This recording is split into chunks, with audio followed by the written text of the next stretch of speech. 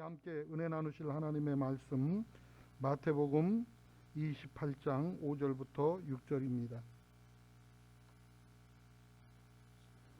찾으신 줄 알고 함께 읽겠습니다. 천사가 여자들에게 말하여 이르되 너희는 무서워하지 말라.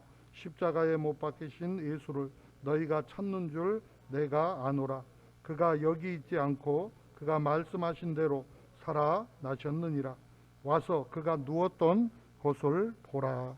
아멘. 주신 말씀 본문에서 예수 부활 내 부활이라는 제목을 가지고 함께 은혜를 나누겠습니다. 다 같이 해보겠습니다. 예수 부활 내 부활. 아멘. 우리 말씀 받기 전에 잠잠히 하나님 앞에 우리 주 예수 그리스도께서 내게 허락하여 주신 이 놀라운 생명의 역사가 예전부터 전해 내려오는 성경 안의 이야기가 아니라 내 삶 안에 역사하는 내 인생 스토리가 될 수 있도록 하나님 이 시간 우리 심령 가운데 역사하여 주시고 부활의 새 생명이 우리 심령 안에 충만하게 채워 하나님을 영화롭게 하는 새 삶을 살아갈 힘을 얻는 시간이 되어질 수 있도록 우리 가운데 함께하여 주시라고 기도하는 마음으로 주 야훼 하나님 앞에 오늘 또 간구하며 한 걸음 한 걸음 나아가기 원합니다. 묵묵히 주 야훼 하나님 앞에 주신 은혜를 생각하면서 주님, 잃어버렸던 믿음이 부활하게 하옵소서, 건강이 회복되게 하옵소서, 삶이 회복되게 하옵소서, 하나님의 나라가 회복되게 하옵소서, 기쁨과 감사가 회복되게 하옵소서.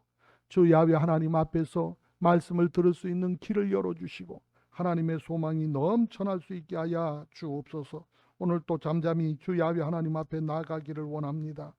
하나님 아버지, 어둠을 이기고 부활하신 그 크신 은혜에 참여할 수 있게 하심을 감사합니다. 우리도 이제는 어둠을 이기게 하여 주시고 어둠의 종의 모습을 벗어버리고 이제는 빛의 자녀로 당당하게 나아가 하나님의 영광을 위하여 쓰임받으며 살아가게 하여 주옵소서. 주님과 함께 동행하며 주의 마음과 손길로 주님의 사랑과 생명의 새 생기를 전할 수 있는 복된 삶이 되게 하여 주옵소서.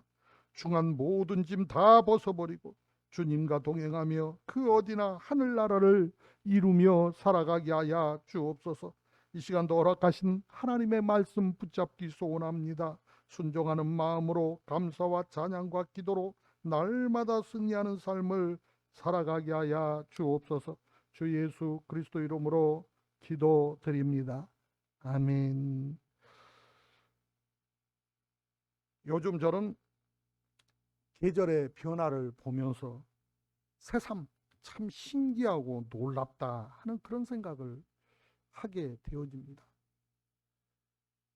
이 온 세상이 마치 멈춰버린 듯한 그러한 삶 안에서도 어느 순간인지 알 수 없게 봄바람이 살랑살랑 불더니 주먹 같은 나뭇가지에 우미 돋고 잎사귀가 올라오는 듯 했는데 며칠 전에는 온 세상이 하얘졌어요.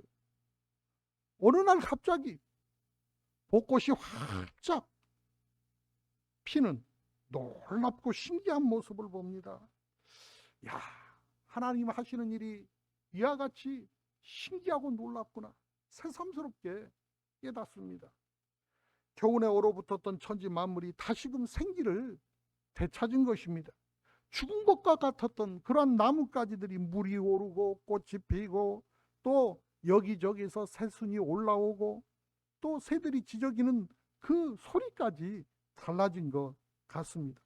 요즘 우리 교회는 부흥이 돼서 여기저기서 생명의 역사가 막 일어나는 것 같아요. 그래서 요즘 제가 쥐하고 싸우느라고 얼마나 바쁜지 모릅니다. 참 사람이 하나님의 집을 못 채우니까 이제 생지가 채워요.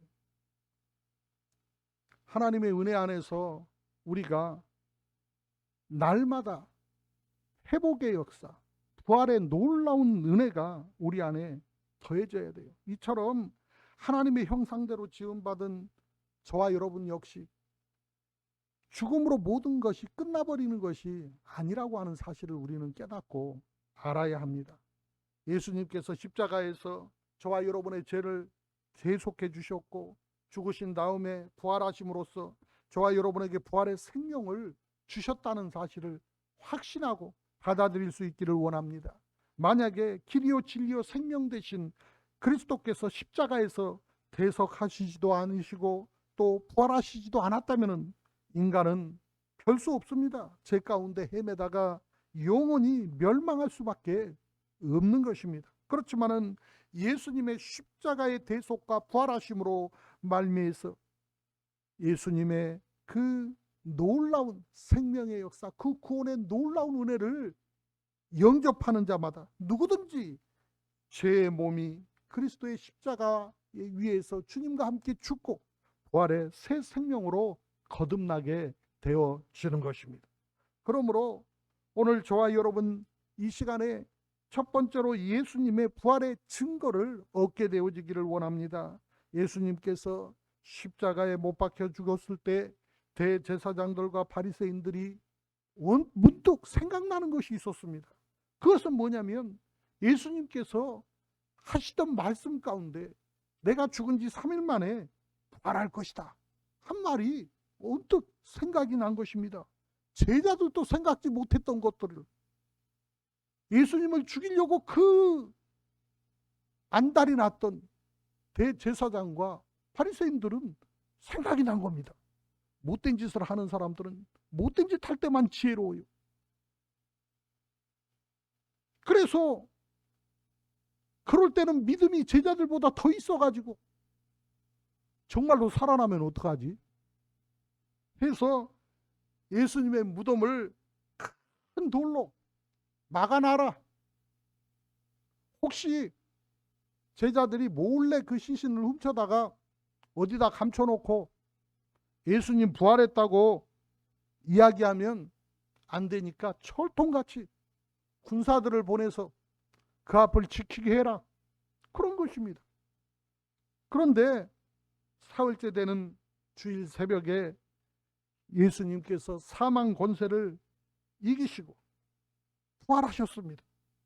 안식일이 다 하여가고 안식일 후 첫날이 되려고 하는 그 새벽 미명에 막달라 마리아와 다른 마리아가 그 무덤을 보려고 왔는데 큰 지진이 일어나고 또 주의 천사가 하늘로서 내려와서 돌을 굴려내고 그 위에 앉았는데 그 현상이 번개 같고 그 눈은 눈에 그 눈같이 그 옷이 휘어서 수직하던 자들이 저를 무서워서 떨며 죽은 사람같이 되었다고 그렇게 마태복음 28장 1절부터 4절은 기록하고 있습니다. 그 앞에 무덤을 지키던 사람들이 얼마나 혼비백산을 했든지 더 이상 그 앞에서 지키고 서 있을 그러한 형편도 되지 못했던 것입니다. 예수님의 부활의 소식을 들은 대제사장들은 얼마나 당황을 했는지. 사실은 자기들 믿음대로 된 건데 그것을 깨닫지 못하고 예수님께서 말씀하신 그대로 부활하셨다고 하는 사실이 믿기지도 않고 이제는 큰일 난 것입니다. 그러니 그 군병들에게 돈을 주고 제자들이 시체를 훔쳐갔다고 거짓말을 퍼뜨리게 한 것입니다. 그러나 예수님께서 체포당하셨을 때 제자들은 이미 벌써 다 뿔뿔이 채 살겠다고 다 도망가 버리고 없었습니다. 몇몇 여인들만 죽으면 죽으리라 하는 마음으로 십자가에 오르신 예수님 곁을 지켰고 또 이 무덤에 들어가셨을 때에도 예수님을 위해서 내가 무엇을 할까? 내가 주를 위해서 무엇을 할까? 그래서 상품이라도 넣어드려야 되겠다 하는 마음으로 그 새벽에 다른 사람들 눈을 피해서 달려온 것입니다. 그래서 요즘도 여자들이 교회에 더 많은 것 같습니다. 남자들은 큰 소리만 치지 조금만 불리하면 다리야 나 살려라 그러고 다 도망가 버려요. 이렇건 저렇건 믿음의 사람들은 항상 때로는 내게 손해가 있어도 어려움이 있어도 그 자리를 묵묵히 지킵니다. 이렇게 나약한 그 제자들의 모습을 보면서 늘 저는 제 자신을 봅니다. 오늘 이 새벽 예배를 열기까지 쉽지 않았습니다. 그깟 뭐 예배 열면 열고 하면 되지 뭐 그것이 어려울까 싶겠지만은 결코 그게 쉬운 것이 아닙니다. 마치 코로나를 퍼뜨리는 주역이라도 되는 것냥 방송은 연일 떠들어대고 계속해서 시청에서 우리 교회 담당하는 공무원이 문자를 보내고 공문으로 또 이렇게 저렇게 해서 예배를 드리지 말라는 거예요. 오늘 오면서도 보니까 교회들이 부활절 새벽인데 불이 다 꺼져 있고 그런 모습을 보면서 참 많은 생각에 잠겼습니다. 그럴수록 방역에 철저히 대비를 하자. 우리 인원수 맞춰서 법을 어기지 않는 범위 안에서 우리가 우리 할 일은 하자 하는 그런 마음으로 정말로 어제부터 새벽 예배 끝나고부터 계속해서 이 모양 저 모양을 챙기고 준비하기 시작했습니다. 나약해지면 안 되겠다. 나도 제자들처럼 불리하다고 해서 도망가서 안 되겠다 하는 그런 마음이 들었습니다. 요한을 제외한 모든 제자들은 예수님의 부활을 증거하다가 다 순교를 했습니다. 만일 예수님의 부활이 사실이 아니라면 무엇 때문에 그들이 그렇게 목숨을 버리면서까지 예수님의 부활을 전하기 위해서 몸부림을 쳤겠습니까? 거짓을 위해서 목숨 버릴 사람이 누가 있습니까? 이 세상에 거짓된 것을 위해서 자기 목숨을 버릴 사람은 단 한 사람도 없습니다.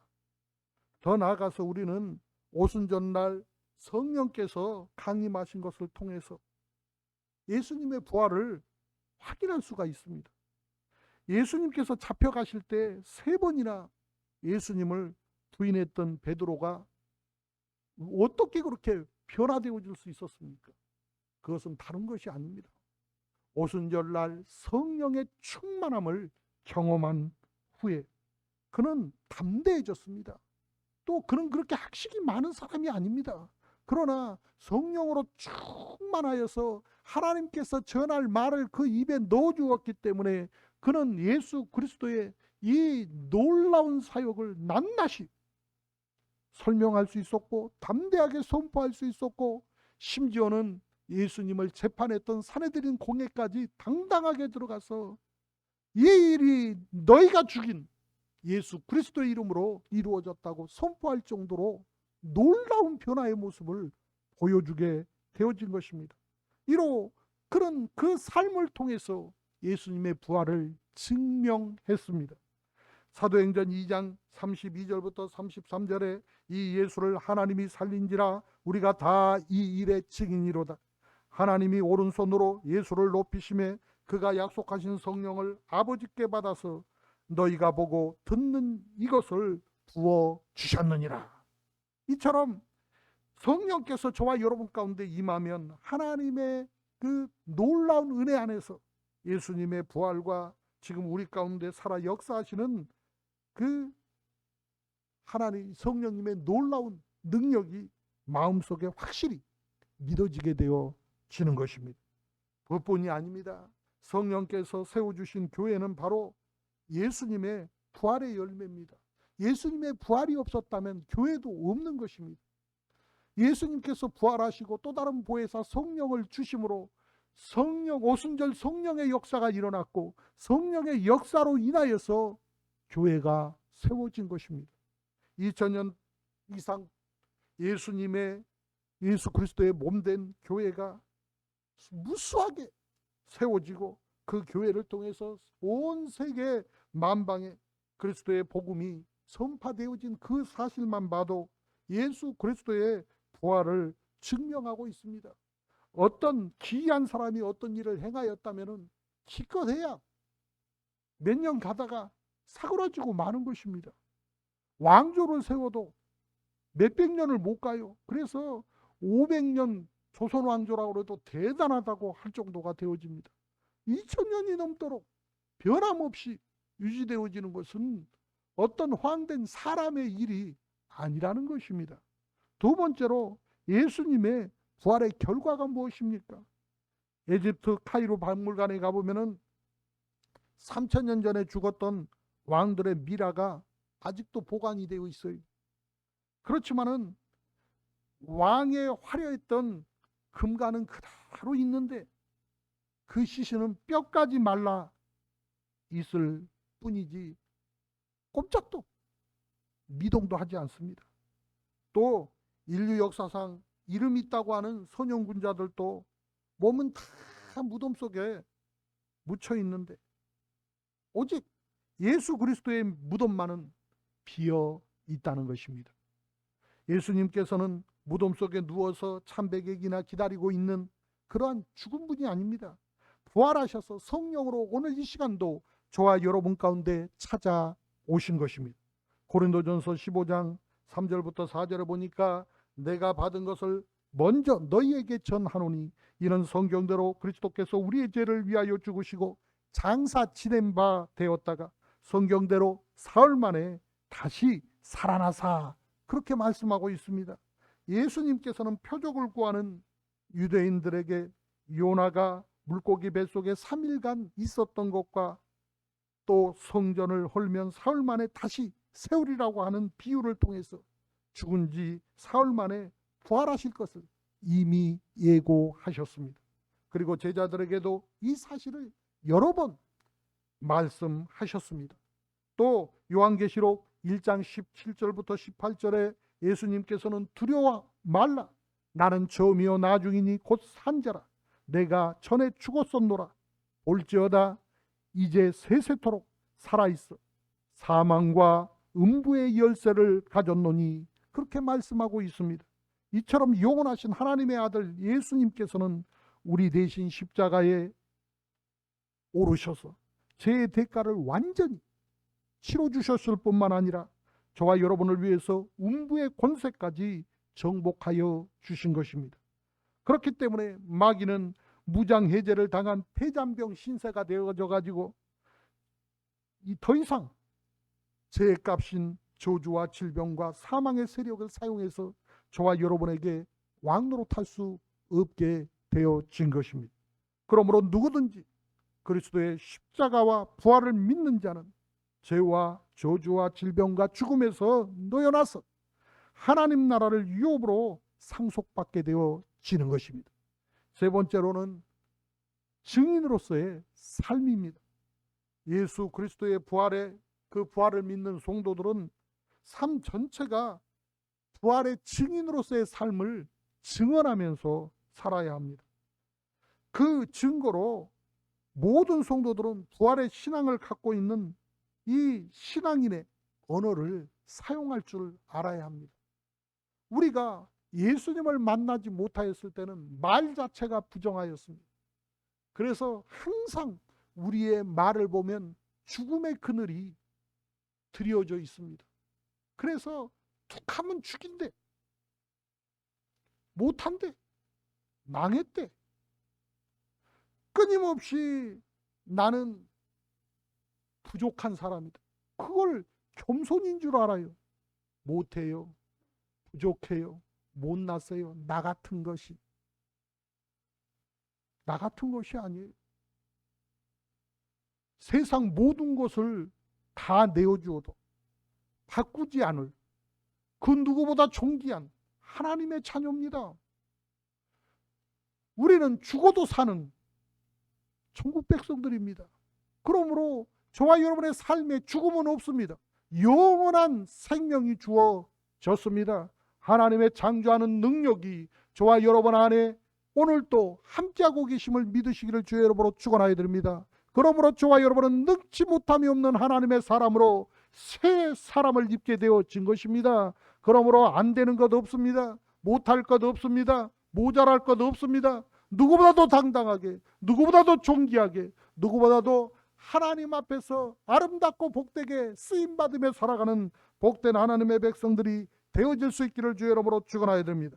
마태복음 18장 18절에 보니까 예수님께서는 무엇이든지 너희가 땅에서 매면 하늘에서도 매일 것이요 무엇이든지 땅에서 풀면 하늘에서도 풀리리라, 그렇게 말씀하셨어요. 내가 하는 얘기가 아니라 주님이 하신 말씀입니다. 하나님이 하시겠다는데 거기다 내 생각을 붙일 이유가 무엇이 있습니까? 내가 원하든 원치 않든 주인이 움직이면 움직입니다. 이 새벽에 제가 달려오는데 제 차는 주차장에 가만히 우두커니 서 있어. 그래도 주인이 문 열고 가자 출발하니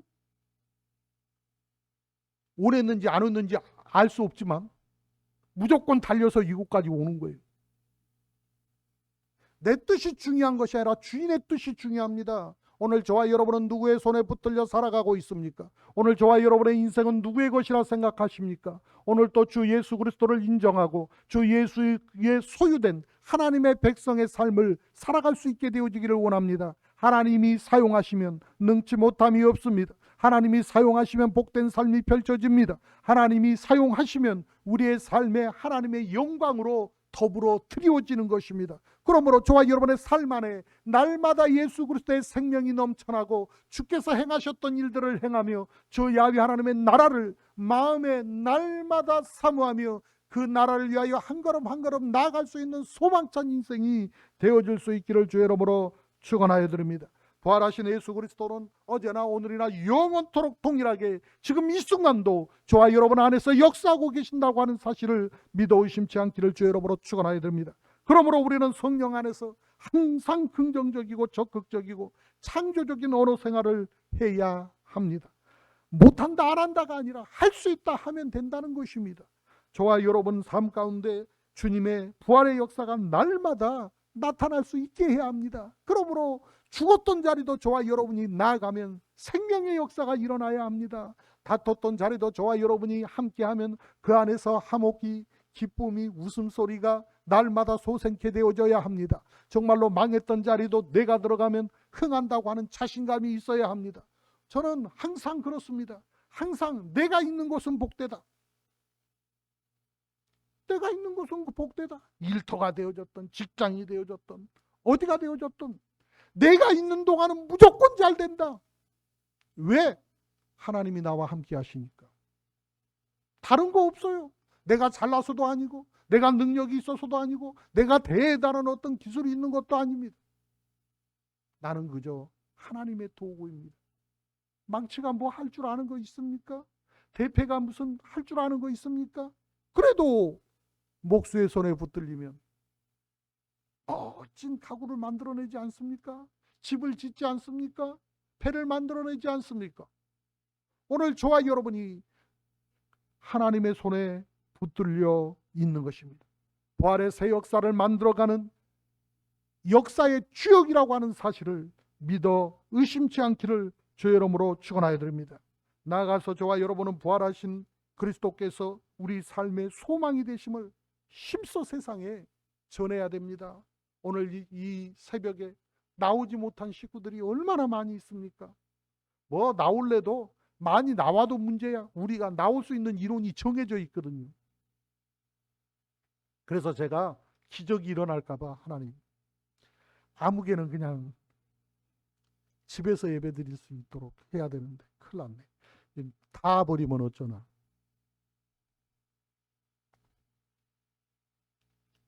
속임 목사 차표가도 다 와도 되는데.